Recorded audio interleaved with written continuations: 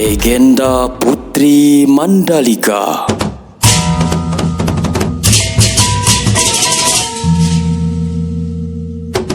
Kisah dari Provinsi Nusa Tenggara Barat. Setiap tahun pada bulan Februari hingga Maret di pantai Kuta Lombok Tengah berlangsung Festival Bau Nyale. Festival Bau Nyale adalah acara tradisional suku Sasak untuk menangkap cacing-cacing laut. Cacing-cacing laut dalam bahasa Sasak disebut dengan nyale. Nyale keluar ke pantai tepat pada hari ke-20 setelah purnama pada bulan ke-10 kalender suku Sasak. Menurut cerita yang dipercaya hingga sekarang oleh masyarakat suku Sasak, nyale ini ada hubungannya dengan seorang putri raja di masa lampau, yaitu Putri Mandalika. Mari kita saksikan kisahnya.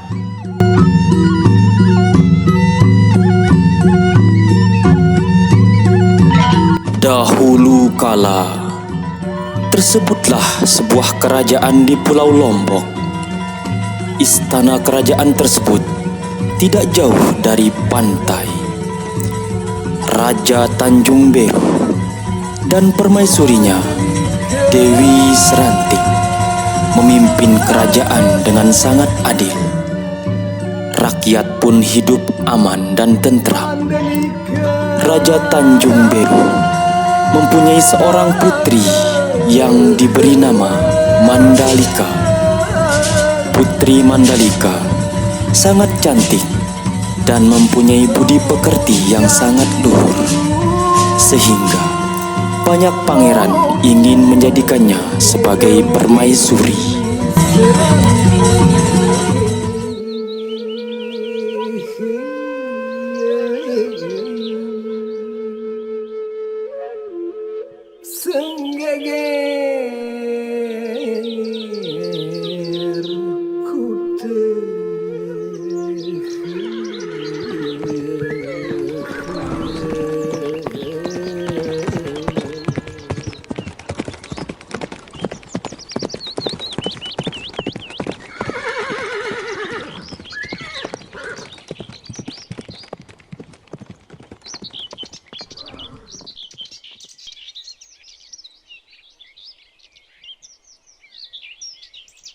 Pangeran, Anda dari negeri yang sangat jauh.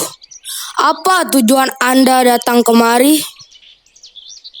Maafkan Ananda yang mulia Raja. Selama ini Ananda mendengar tentang Putri Mandalika yang tidak hanya cantik, tetapi juga mempunyai budi pekerti yang sangat baik. Tujuan hamba ke sini ingin melamar putri menjadi permaisuri hamba. Sebagai seorang ayah, saya sangat tersanjung jika Mandalika menjadi permaisuri. Tetapi untuk ini, saya harus berbicara dengan Mandalika dan ibunya. Baiklah Paduka, terima kasih karena sudah berkenan mempertimbangkan lamaran saya. Untuk sementara, silahkan. Pangeran bisa beristirahat dulu di istana khusus tamu kerajaan.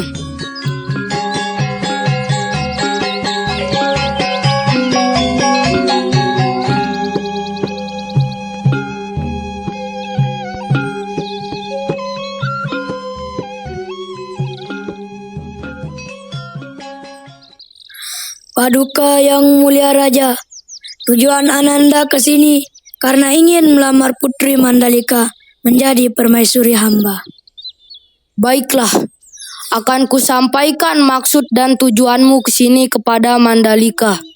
Silahkan istirahat di istana khusus tamu kerajaan.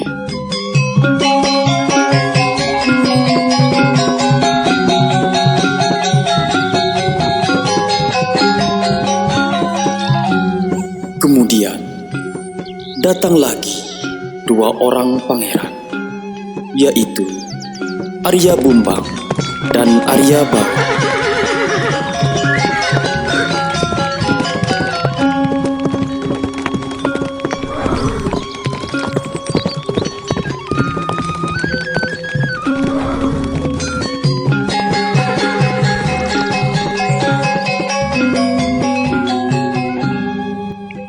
Raja Bumbang dan Arya Bawan saling menatap. Kamu saja dulu. Tidak, aku takut. Kamu saja duluan. Kamu saja duluan. Kalau begitu, bagaimana kita switch saja? Baiklah. Gunting batu kertas. Gunting batu kertas. Mengapa kalian bertengkar di hadapanku? Maaf Paduka, saya dari kerajaan Kuripan bermaksud melamar Putri Mandalika menjadi permaisuri hamba. Saya dari kerajaan Johor. Saya ingin melamar Putri Mandalika.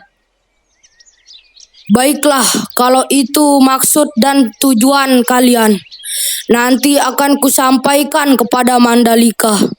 Untuk sementara silahkan. Pangeran bisa beristirahat dulu di istana khusus tamu kerajaan.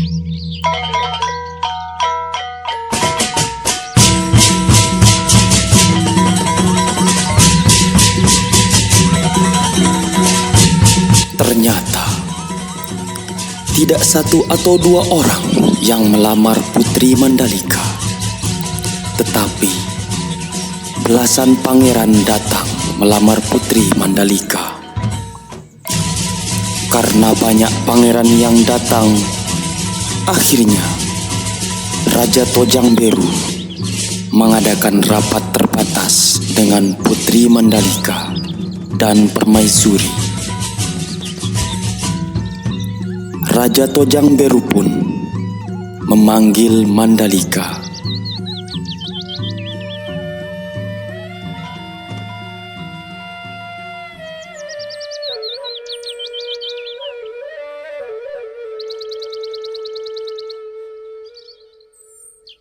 Mandalika,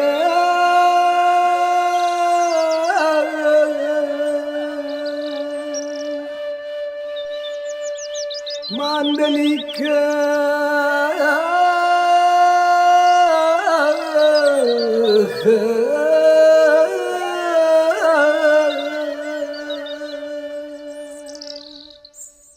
Mandalika, saat ini telah datang belasan pangeran dari berbagai negeri untuk melamarmu. Ayah tidak memutuskan pangeran mana yang ayah terima, karena itu akan menjadi keputusanmu. Mandalika, ibu dan ayah akan merestui siapapun pangeran yang akan kau pilih. Ibu hanya bisa mendoakanmu supaya memilih suami yang tepat.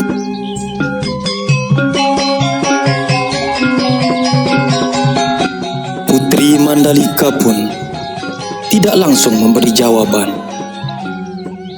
Dia mengumpulkan pangeran yang melamarnya ke balairum istana. Putri Mandalika ingin mengenali siapa-siapa saja pangeran yang melamarnya. Putri Mandalika mulai berpikir keras, siapa pangeran yang akan dipilih. Sedangkan para pangeran mulai tidak sabar, sehingga terjadi keributan kecil di antara mereka.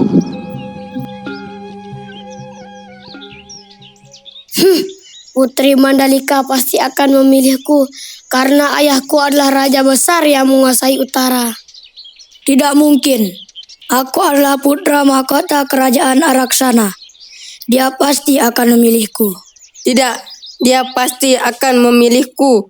Oh tidak, aku yang akan dipilih karena ayahku penguasa lautan di timur.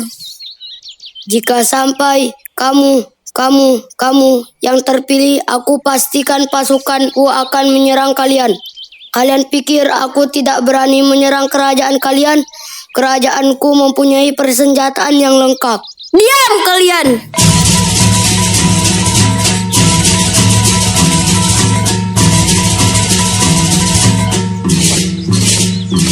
Para pangeran langsung terkejut karena Putri Mandalika berani membentak mereka.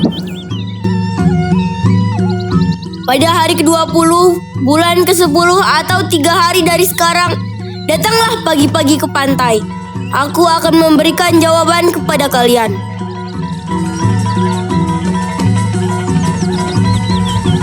Masih ada waktu 3 hari lagi. Putri Mandalika menunda jawaban dan pergi ke pantai.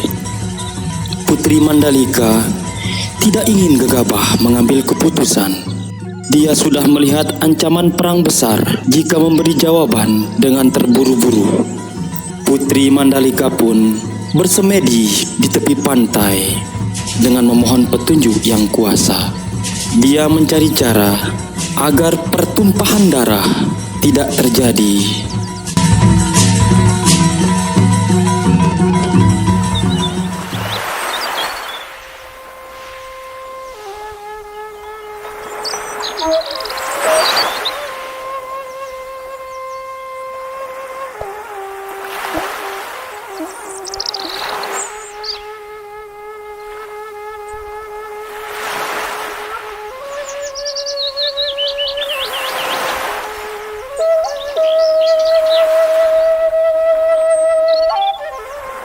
Pada malam sebelum hari ke-20, Putri Mandalika selesai bersemedi dan menemui kedua orang tuanya.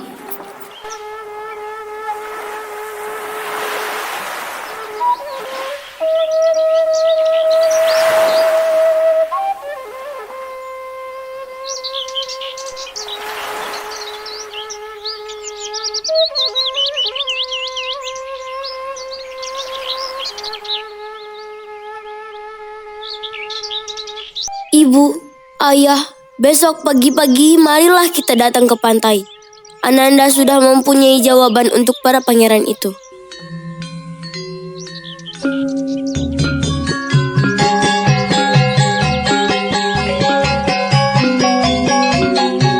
Hari yang ditunggu-tunggu pun oleh para pangeran telah tiba.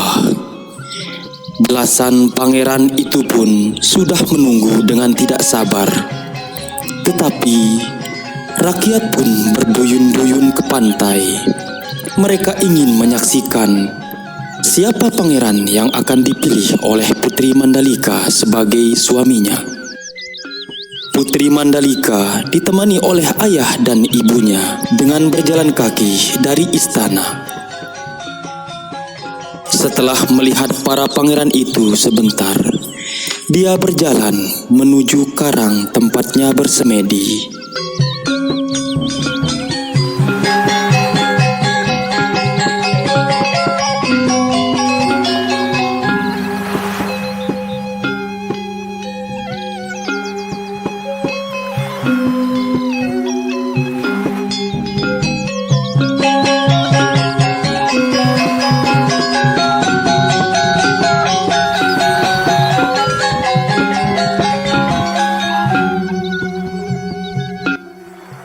Para pangeran, dengar baik-baik apa yang akan aku katakan karena aku tidak akan mengulanginya. Jika aku menerima salah satu dari kalian, maka akan terjadi pertumpahan darah. Negeri di Lombok akan saling berperang. Aku hanya menginginkan rakyat dan negeri kita ini hidup makmur, aman, dan tentram. Sungguh aku tidak akan sanggup melihat peperangan karena rakyat akan menjadi korban. Maka aku memutuskan menerima lamaran kalian semua. Ibu dan ayah, terima kasih sudah membesarkanku dengan kasih sayang. Ananda belum cukup berbakti untuk membalas kebaikan ayah. Tetapi takdir sudah menentukan demi kebaikan kita semua.